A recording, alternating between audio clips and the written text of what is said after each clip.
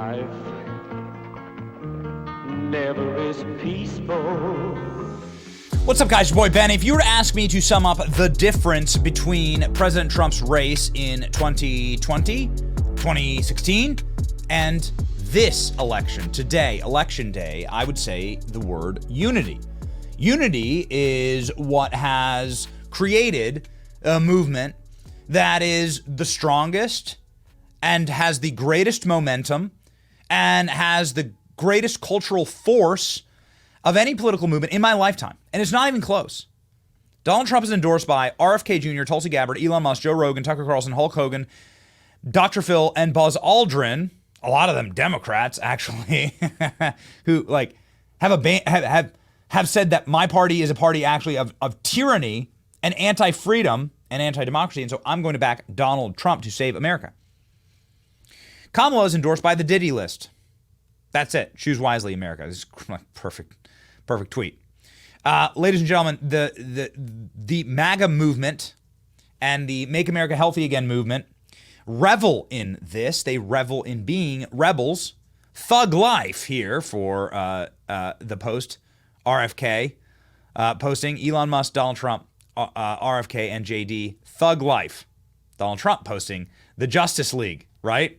With him and Vivek, Elon, and RFK. It's great. Like, it's perfect. It's perfect energy.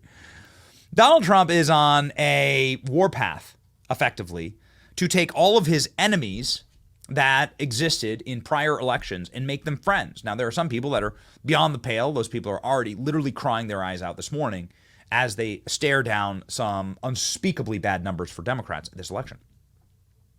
But ladies and gentlemen, Megyn Kelly is one of those people who've really come around on Trump. Megyn Kelly is one of these individuals who is a strong ally of the president and has become a strong ally of the president over the past couple of years. And she was obviously quite reticent in her political evolution, I guess. She started by attacking President Trump, and his first debate ever in 2015, way back when she was on Fox News. Remember, only Rosie O'Donnell. Remember that, she's going after Donald Trump the way he referred to women. Gave us the only Rosie O'Donnell epic moment. Well, ladies and gentlemen, Megyn Kelly is back on the eve of the election at the second to last final rally for Donald Trump to do something remarkable. To give arguably the best pro-Trump speech ever given at a rally. Who would have thought that it came from Megyn Kelly, somebody who attacked President Trump? But here it is, ladies and gentlemen, in all of its glory. It's gone thermonuclear viral online. Megyn Kelly's case for Trump. Megyn Kelly is here, and she's doing... Come up. Come up here, Megyn. She ripped a guy apart.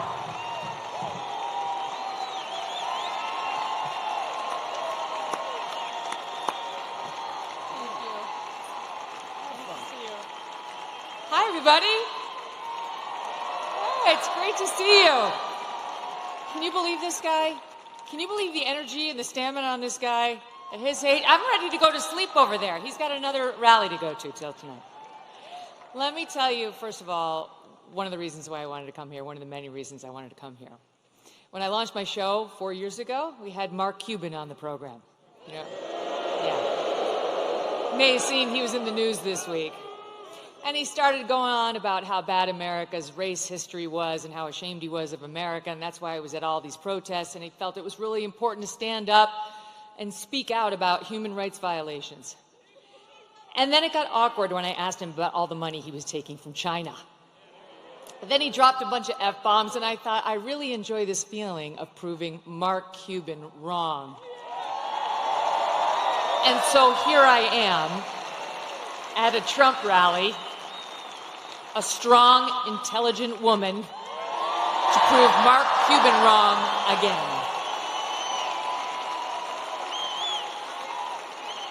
I won't take up much of your time, but I do want to tell you the main reasons I am voting for Donald Trump. Number one, immigration. He mentioned it. And people like Laken Rowley. I'll be thinking about her tomorrow all day. 22 years old, killed in Georgia, a young nursing student by an illegal. I'll be thinking about Jocelyn Nungari, 12 years old, in Texas, murdered by 2 Venezuelan illegals. President Trump closed the border. Kamala Harris opened it by choice. It wasn't accidental. She said it would be humane. That's what she and her boss believed. Tell it to Lake and Riley's family. There was nothing humane about it. He closed it. They opened it. It was an intentional choice, and there's no reason not to believe they won't do it again. The boys should not be in the girls' sports. The boys should not be in the girls' bathrooms. The boys should not be in the girls' locker rooms. Peyton McNabb, North Carolina sophomore in high school, slammed so hard in the face by a volleyball hit at her by a boy pretending to be a girl, she suffered traumatic brain injury and permanent paralysis. Kamala Harris looks at her and says, "Be kind. Suck it up." And that's what's right. Why do our girls have to face brain damage in order to be kind to boys who want to invade their sports? And by the way, they are going into the women's prisons. She changed the law in California to make sure the taxpayers would pay for their sex change operations. She was not just following the law, she changed the law. President Trump will stop it.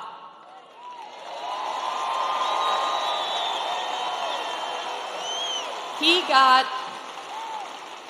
got mocked by the left for saying he would be a protector of women. He will be a protector of women, and it's why I'm voting for him.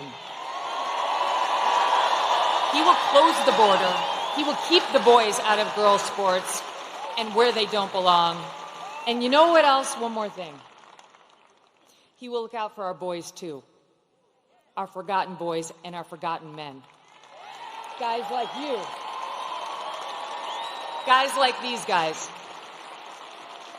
who've got the calluses on their hands, who work for a living with the beards and the tats, who maybe have a beer after work and don't want to be judged by people like Oprah and Beyonce, who will never have to face the consequences of her disastrous economic policies. These guys will. He gets it. President Trump gets it. He will not look at our boys like they're second-class citizens.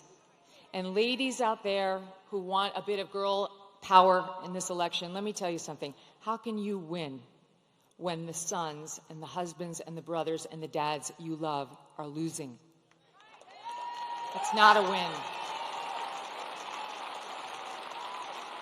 We care, young women and older, about the lives of our children, the safety of our children. And we need not get so obsessed with what happens when they're in the womb that we forget about taking care of them once we're here and they're loved. Last point. What I don't want, what I don't think you want, is the left's version of masculinity.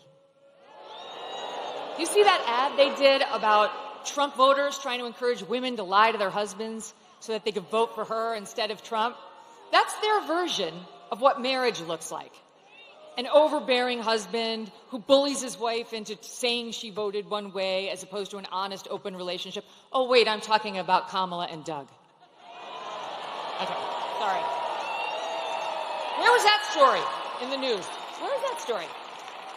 I don't remember a single media person, not one, who sat with him, asked him about the abuse allegations against him by a successful professional attorney who has great details, who has receipts, who has witnesses. No one even asked about it. I'm not into their version of toxic masculinity or new masculinity. I prefer the old version.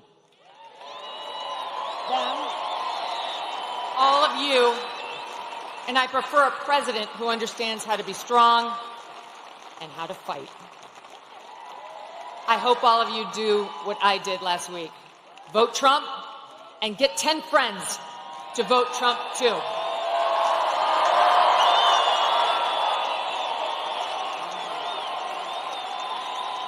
This has been a unifying and beautiful race that has brought people together from all corners of the country.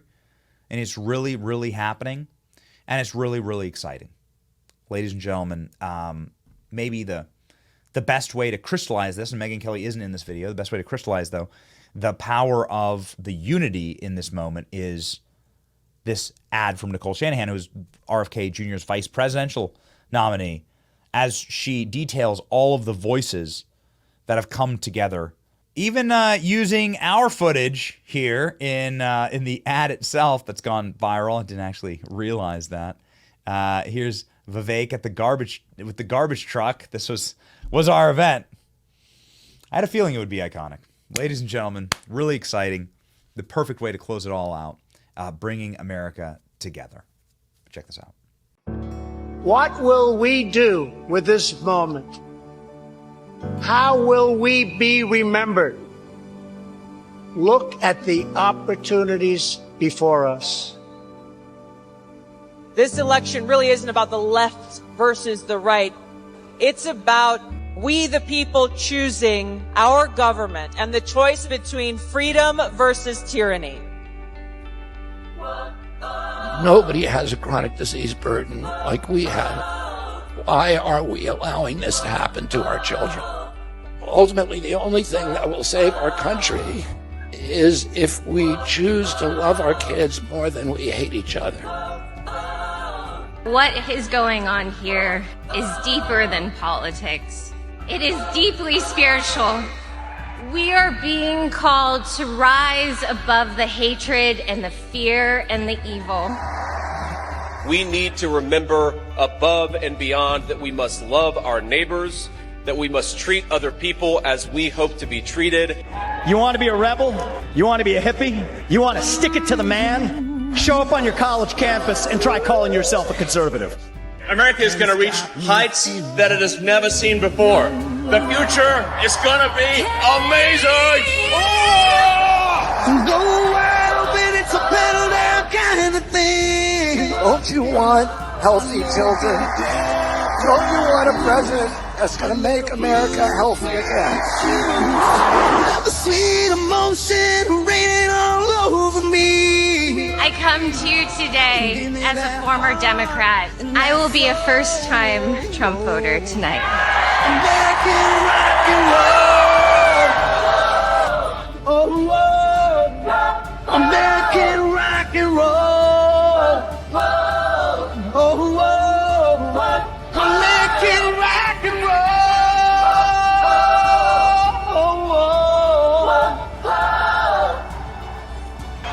The people dreamed this country, and it's the people who are making America great again. American rock and roll.